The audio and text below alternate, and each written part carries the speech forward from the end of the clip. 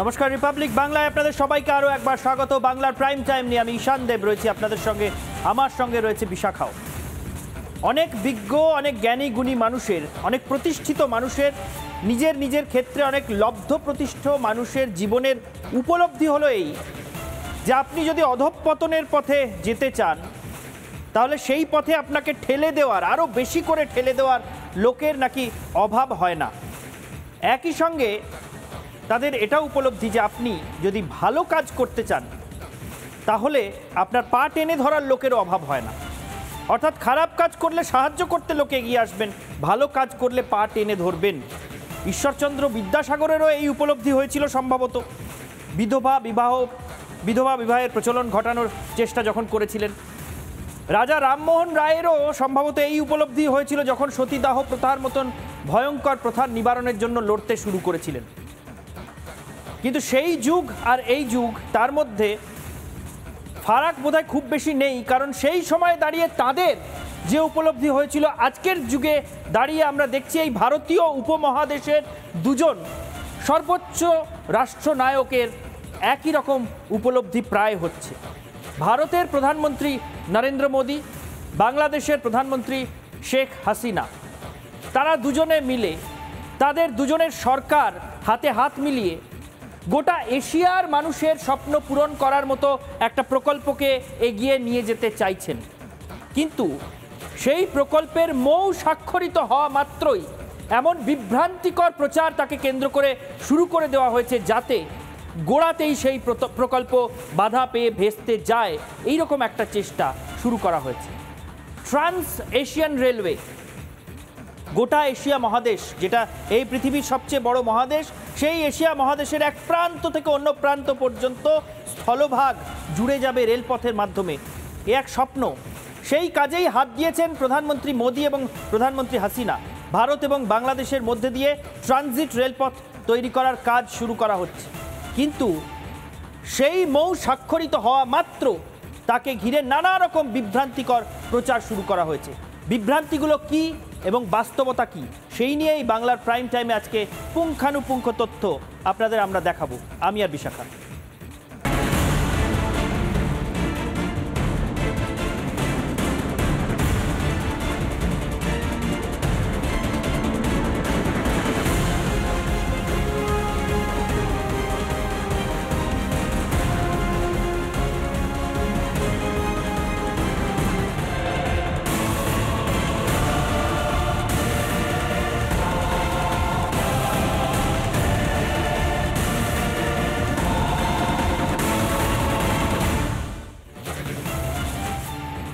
ভারত এবং বাংলাদেশ উন্নয়নের পথে এগিয়ে যাওয়া দুটো দেশ।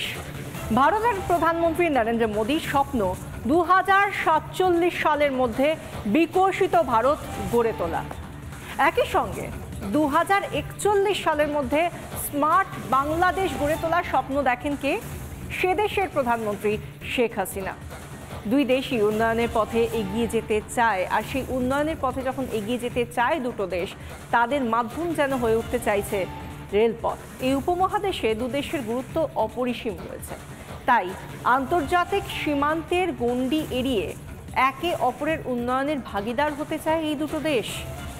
ভারতের উত্তর পূর্বের রাজ্যগুলি যেমন ত্রিপুরা, মেঘালয়, মিজোরামের সঙ্গে ভারতের অন্যান্য রাজ্যগুলির যোগাযোগ কার্যত নির্ভর করে শিলিগুড়ি করিডোরের ওপর। এবার হয়তো সেই নির্ভরতা কিছুটা হলেও কমতে চলেছে এই দুটো দেশের মৈত্রী সম্পর্কের জন্য। কারণ বাংলাদেশের ওপর দিয়ে কলকাতা থেকে আগরতলা পর্যন্ত নতুন রেলপথ তৈরির ভাবনা ভারতের। সেই প্রস্তাবিত রেলপথ প্রকল্প, সেখানে সম্মতিও দিয়েছে বাংলাদেশ। ফলে অতি সহজে উত্তর পূর্ব ভারতের সঙ্গে যোগাযোগ গড়ে তুলতে পারবে ভারত। পাশাপাশি এই রেলপথ তৈরি হলে উপকৃত হবে বাংলাদেশও।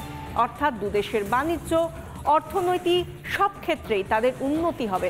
আমাদের দেশের উন্নতি হবে বাংলাদেশেরও।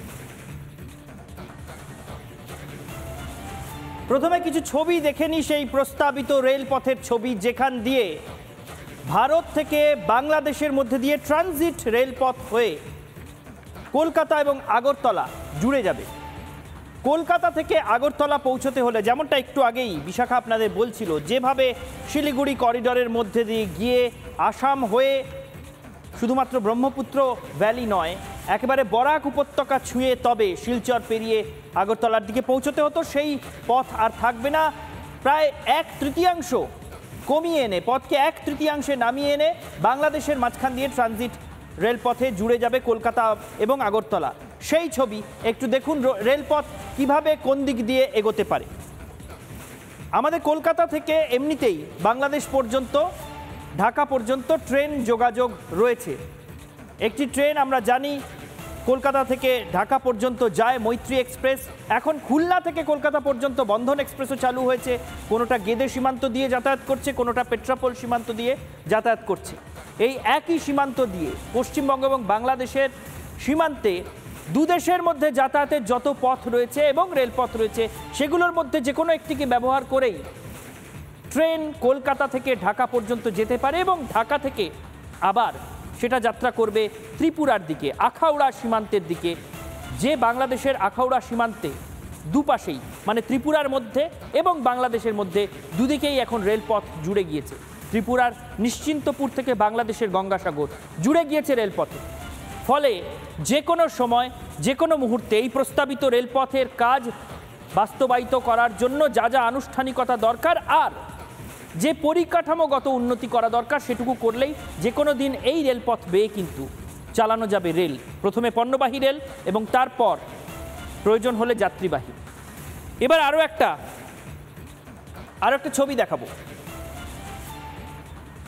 পদ্মা সেতু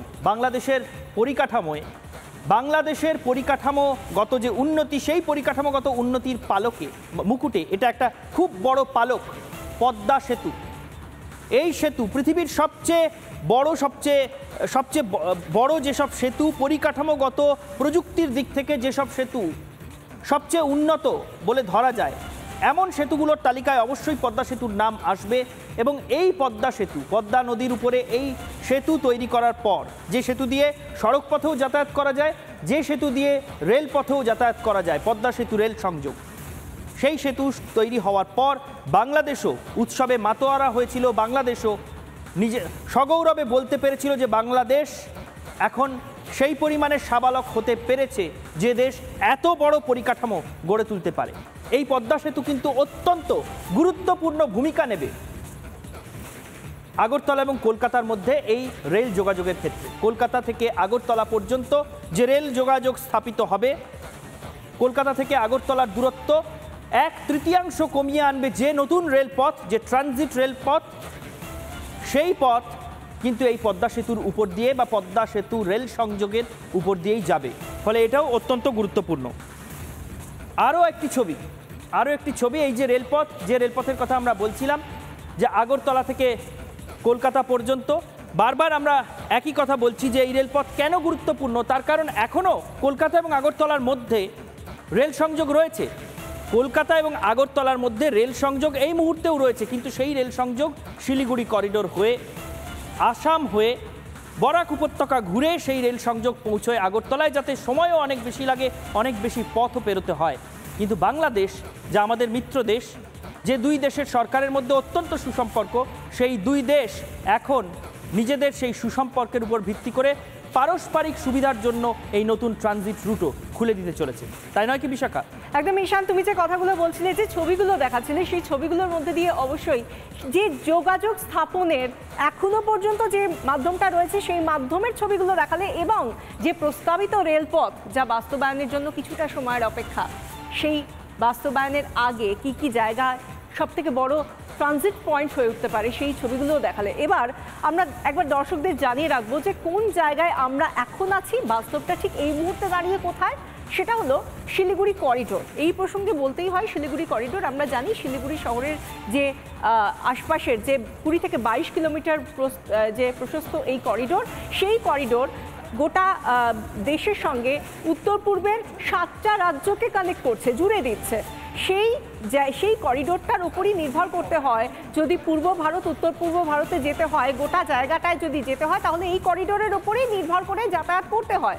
সেই জায়গা থেকে এবার কী রকমভাবে যেতে হয়, কীরকম ভৌগোলিক অবস্থানের মধ্যে দিয়ে ট্রেন চলাচল করে সেটা আমরা দেখাবো আপনাদেরকে। একটু গ্রাফিক্যালি কতটা সময় লাগে, কতটা দূরত্ব সেটা আমরা দেখাবো যে কোন জায়গায় এখন আমরা দাঁড়িয়ে রয়েছি, রেলপথটা কিভাবে রয়েছে, শিলিগুড়ি করিডোর দিয়ে যাত্রাপথটা কীরকম, কলকাতা দিয়ে শুরু করছি। জায়গাটা যেটা কভার করা হচ্ছে কলকাতা, শিলিগুড়ি, অসমের গুয়াহাটি হয়ে তারপর আমাকে যেতে হচ্ছে কোথায় না ত্রিপুরার আগরতলায়। ঠিক এইভাবে ঘুরে ঘুরে ঘুরে ঘুরে আমাকে যেতে হচ্ছে কলকাতা থেকে শুরু করে, তারপর শিলিগুড়ি যাচ্ছি, উত্তরবঙ্গ শিলিগুড়ি থেকে তারপর আমরা যাচ্ছি অসম গুয়াহাটি থেকে তারপর আমরা যাচ্ছি ত্রিপুরার আগরতলা, এবং এই গোটা যাত্রাপথটা যেতে সময় লাগছে 36 ঘন্টা। তার কারণ দূরত্বটা বিশাল, 1546 কিলোমিটার। কিন্তু এই যে এতদিন ধরে তো আমরা এভাবেই যাতায়াত করে এসেছি, এভাবেই তো আমরা জানি যে যেতে হয় ত্রিপুরায় যদি যেতে হয় কলকাতা থেকে, কিন্তু না, যে প্রস্তাবিত রেলপথ সেখানে কিন্তু অনেক সহজ হয়ে যাচ্ছে, দূরত্বটাও অনেক কমে যাচ্ছে। কিভাবে সম্ভব হচ্ছে? কোনো ম্যাজিক? একদমই তা না। কীরকম হচ্ছে বিষয়টা আমরা সেটাও গ্রাফিক্যালি দেখাবো আপনাদেরকে। পরের যে গ্রাফিক্স পার্টটা রয়েছে এই প্লাজমাতেই উঠে আসবে। এবার দেখুন ম্যাজিকটা ঠিক কোথায়। কোনো ম্যাজিক কিন্তু আদতে নয়। কিভাবে যাচ্ছেন? কলকাতা থেকে একেবারে রেলপথ চলে যাচ্ছে ঢাকা থেকে তারপর আগরতলা। অর্থাৎ আপনি যে শিলিগুড়ি হয়ে গুয়াহাটি হয়ে তারপর আপনি কোচবিহারের আগরতলায় যাচ্ছিলেন, সেটা কমে গিয়ে কি হলো, সেই দূরত্বটা কমে গিয়ে কলকাতা থেকে ঢাকা থেকে তারপরে আপনি সোজাসুজি চলে যাচ্ছেন আগরতলাতে। অর্থাৎ দূরত্বটা কতটা কমে গেল দেখুন, যেটা ছিল 1546 কিলোমিটার সেটা হয়ে গেল 550 কিলোমিটার। আর যে সময়টা লাগছিল 36 ঘন্টা, সেই সময়টা লাগছে প্রায় 12 ঘন্টা, 1/3 সময় লাগছে।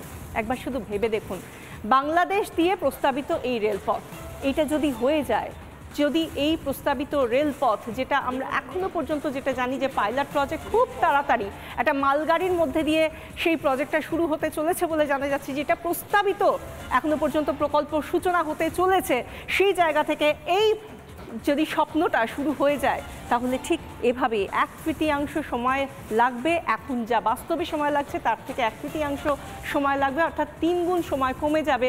আর বাস্তবের মাটিতে দাঁড়িয়ে এটা সত্যি সম্ভব। ঈশান, দেশের প্রধানমন্ত্রী নরেন্দ্র মোদী এই প্রকল্প নিয়ে, এই প্রস্তাবিত প্রকল্প নিয়ে অত্যন্ত উচ্ছ্বসিত। বাংলাদেশের প্রধানমন্ত্রী শেখ হাসিনাও তাই।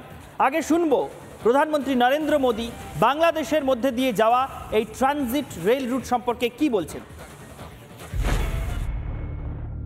भारत का सबसे बड़ा डेवलपमेंट पार्टनर है और बांग्लादेश के साथ अपने संबंधों को हम अत्यधिक प्राथमिकता देते हैं। 2026 में बांग्लादेश डेवलपिंग कंट्री बनने जा रहा है। सोनार बांग्ला को नेतृत्व देने के लिए मैं प्रधानमंत्री शेख हसीना जी का अभिनंदन करता हूं। मुझे पूरा विश्वास है कि हम साथ मिलकर विकसित भारत 2047 और स्मार्ट बांग्लादेश 2041 के संकल्पों को सिद्धि तक ले जाएंगे। এই প্রস্তাবিত রেলপথ নিয়ে বাংলাদেশের প্রধানমন্ত্রী শেখ হাসিনা তিনি কি বলছেন শুনুন। এই ঘনিষ্ঠতা এবং বন্ধুত্ব এভাবেই গড়ে উঠেছে। আজকে আমরা Today, our two sides had very productive meetings where we discussed politics and security, অন্যান্য পারস্পরিক trade and connectivity, the sharing of water from common rivers, জ্বালানি ও শক্তি, power and energy, and regional and multilateral cooperation with our countries. Nabajatra শুরু হয়েছে উন্নয়নের পথে, বন্ধুত্বের পথে, সেটাই আমি বলতে চাই। আজ আমরা নতুন কয়েকটি সমঝোতা We concluded MOUs, renewed several of them, and made announcements for future collaboration. যৌথ কার্যক্রম আমরা ঘোষণা করেছি। উভয় দেশ Both countries endorsed the vision statement to guide us toward a peaceful and prosperous. দুটি সমন্বিত রূপকল্পকে সামনে রেখে কাজ করতে আমরা দুই পক্ষই সম্মত হয়েছি। আপনারা দেখলেন দুদেশের প্রধানমন্ত্রী কিভাবে উচ্ছ্বসিত এই প্রস্তাবিত রেল প্রকল্প নিয়ে। কারণ আজ ভারত এবং বাংলাদেশ নিজেদের মধ্যে যেভাবে এই রেল যোগাযোগ মসৃণ করে তুলছে, সেটা আগামীকাল গোটা এশিয়াকে পথ দেখাবে। সেটা আগামীকাল গোটা এশিয়ার মধ্যে ওই যে ট্রান্স এশিয়ান রেলওয়ের কথা বলছিলাম, স্থলভাগের মধ্যে দিয়ে দক্ষিণ পূর্ব এশিয়া থেকে শুরু করে ভারতীয় উপমহাদেশের মধ্যে দিয়ে রেল যোগাযোগ পৌঁছে যেতে পারে মধ্য এশিয়া, পশ্চিম এশিয়া পর্যন্ত। সেই স্বপ্নকে বাস্তবায়িত করতে পারে যে রেল প্রকল্প, তার সূচনা করে দিচ্ছেন নরেন্দ্র মোদী এবং শেখ হাসিনা দুজনে মিলে। কিন্তু এই প্রকল্পের বিরুদ্ধে বিভ্রান্তিকর প্রচারের বন্যা বইয়ে দেওয়া হচ্ছে গোটা বাংলাদেশে। বাংলাদেশ জুড়ে প্রথমেই সোশ্যাল মিডিয়ায় তুমুল সমালোচনা শুরু হয়ে গেল যে এই প্রকল্পে কেন রাজি হচ্ছে বাংলাদেশ সরকার। ভারত সরকারের এটা একটা চাল, ভারত সরকার এখন রেল ঢোকাচ্ছে, পরে ভারত সরকার বাংলাদেশের দখল নিতে চাইবে, সার্বভৌমত্বকে ক্ষুণ্ণ করতে চাইবে। সোশ্যাল মিডিয়ায় এইরকম পোস্টও দেখা গেল যেখানে বলা হলো আজ রেল পাঠানো হচ্ছে, পরে সেই রেলের উপর কেউ ঢিল ছুঁড়ে হামলা করবে, তখন রেলের নিরাপত্তার অজুহাতে ভারত বাংলাদেশের সেনা পাঠিয়ে দেবে। এই ধরনের পোস্টে বাংলাদেশ ভরিয়ে দেওয়া হলো। কারা, কোন উদ্দেশ্যে বাংলাদেশ জুড়ে এই বিভ্রান্তিকর প্রচার চালাচ্ছেন? যে প্রকল্পের মাধ্যমে দুই দেশই লাভবান হতে চলেছে সেই প্রকল্প সম্পর্কে এই রকম বিভ্রান্তিকর প্রচার কারা কি উদ্দেশ্যে চালাচ্ছেন জেনে নেব আন্তর্জাতিক সম্পর্ক বিশারদ ইমন কল্যাণ লাহিড়ীর কাছ থেকে।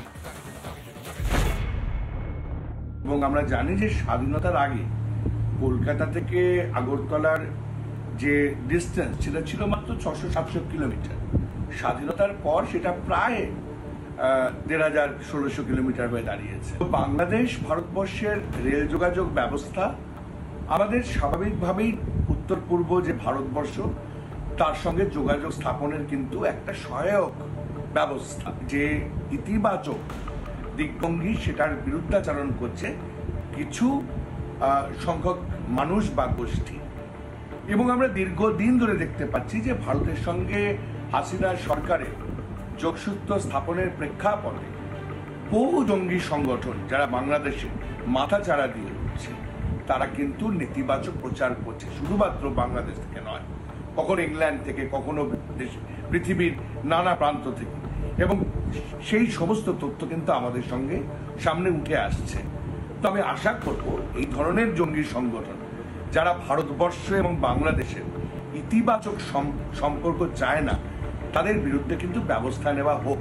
এটি অত্যন্ত সাধুবাদ, দুই বাংলা একসঙ্গে হবে, দুই বাংলার মানুষ একসঙ্গে হবে। আমরা ইমন কল্যাণ লাহিড়ীর মুখ থেকে শুনলাম যে শুধুমাত্র বাংলাদেশই নয়, বিভিন্ন জায়গা থেকে, বিভিন্ন দেশ থেকে কিভাবে বিভ্রান্তিকর বিভিন্ন সোশ্যাল মিডিয়া পোস্ট ছেয়ে যাচ্ছে। সেই সঙ্গে সঙ্গে আরও একটা বিষয় কিন্তু থাকে, যেরকম অন্ধকার থাকে সেরকম তো আলোও থাকে। ঠিক সেরকমই আমরা দেখতে পাচ্ছি বাংলাদেশের বহু মানুষ, এমনকি বাংলাদেশের সরকার, তারাও কিন্তু এই প্রস্তাবিত রেলপথ নিয়ে তারা যে উন্নয়নমূলক জায়গাগুলো, যে দিকগুলো, সেগুলো তুলে ধরে তারও প্রচার করছেন সোশ্যাল মিডিয়াতে। এবং এই নিয়ে আন্তর্জাতিক সম্পর্ক বিশেষজ্ঞ তিনি কি বলছেন শুনুন। আগরতলার ত্রিপুরার মতন জায়গা যেখানে যার সঙ্গে কানেক্টিভিটি অন্য জায়গায় বিছিয়ে ছিল না, বাংলাদেশের সঙ্গে যোগাযোগ তো বাড়ছে। শুধু বাংলাদেশের সঙ্গে যোগাযোগ নয়, একই সঙ্গে সমগ্র দুনিয়ার সঙ্গে এবার এই ত্রিপুরার যোগাযোগ বিরাটভাবে বাড়ছে। এইটা বহু লোকের তো পছন্দ হবে না, এটা স্বাভাবিক না। বিভিন্ন স্বার্থান্বেষী গ্রুপ আছে যারা এক্সিস্টিং সিস্টেমে তারা গেম করছে। যারা চাইনিজ লবি যেখানে আছে তারাও ভাবছে কী করে চাইনিজ সস্তার জিনিস সেখানে ঢুকিয়ে দেওয়া যায়, ভারতীয় পণ্য কী করে আটকে দেওয়া যায়। এবং একই সঙ্গে শুধু ভারতীয় পণ্য তো ব্যবসা বাণিজ্য হবে না, আমরা বাংলাদেশের জিনিসপত্রও কিনবো এবং বাংলাদেশেরও সুবিধে হবে। শুধু মানুষ যে চলাচল করবে তা নয়, পণ্য পরিবহনে বিরাট ব্যাপকভাবে সুবিধা হবে। আন্তর্জাতিক সম্পর্ক বিশারদ রাজা গোপাল ধর চক্রবর্তী অভ্রান্ত বললেন যে চাইনিজ লবি, চীনারা চায় না ভারত এবং বাংলাদেশের সম্পর্ক আরও মজবুত হোক, আরও মসৃণ হোক। সেই কারণে বাংলাদেশে এই বিভ্রান্তিকর প্রচারের নেপথ্যে তারাও থাকতে পারে, কিন্তু তাতে থেমে থাকছে না দু দেশের সম্পর্কের অগ্রগতি। এই একটা রেলপথই শুধু নয়, আরও একটা রেলপথ জুড়ে যেতে চলেছে, সে নিয়েও সার্ভে শুরু হয়েছে, সেটাও দেখিয়ে রাখি। এই রেলপথটাও আমরা দেখিয়ে রাখি, এটাও একটা প্রস্তাবিত রেলপথ যেটা উত্তরবঙ্গের বালুরঘাট থেকে হিলি হয়ে তারপরে সেই রেলপথ এগোবে বাংলাদেশের মধ্যে দিয়ে। আপনারা জানেন হিলি হচ্ছে সীমান্ত, সেখান থেকে গাইবান্ধা থেকে সোজা মেঘালয়ের তুরা, এবং তুরা থেকে মেঘালয় আসাম সীমান্তের মেন্দিপাথার এই পর্যন্ত এই রেলপথ চলে যাবে। ফলে পূর্ব ভারত থেকে উত্তর পূর্ব ভারতে যোগাযোগের আরও একটা অত্যন্ত মসৃণ এবং সুগম পথ খুলে যাবে। এইটা নিয়েও সার্ভে শুরু হয়েছে। তার কারণ বালুরঘাটের সাংসদ তথা উত্তর পূর্ব উন্নয়ন মন্ত্রী প্রতিমন্ত্রী সুকান্ত মজুমদার তিনিও উদ্যোগী হয়েছেন এই প্রকল্প নিয়ে। ফলে একটা প্রকল্প নিয়ে বিভ্রান্তিকর প্রচার করে খুব একটা আটকে রাখা বোধহয় সম্ভব নয় বিশাখা। তার কারণ একই সঙ্গে অন্যান্য প্রকল্পেও হাত দিতে চলেছে ভারত বাংলাদেশ যৌথভাবে। একদমই তাই। এবং সেই জায়গা থেকে একটা বিষয় বলতেই হয় যে সোনার বাংলা গড়ার জন্য 2041ও আসবে, আবার বিকশিত ভারত দেখার জন্য 2047ও আসবে। কোনো দেশ কোনো দেশের উন্নয়নকে থমকে দিতে পারে না। তাতে সোশ্যাল মিডিয়া পোস্ট হোক, বিভ্রান্তিকর পোস্ট হোক, যাই হোক না কেন, কোনো কিছুই কিন্তু সত্যিকারের উন্নয়নকে থমকে দিতে পারে না। যা হওয়ার তাই হবে, সেদিকে আমরাও নজর রাখবো, তাই তো ঈশান? একেবারেই। বাংলার প্রাইম টাইম আজকের মতো শেষ করছি এখানেই। দেখতে থাকুন রিপাবলিক বাংলা।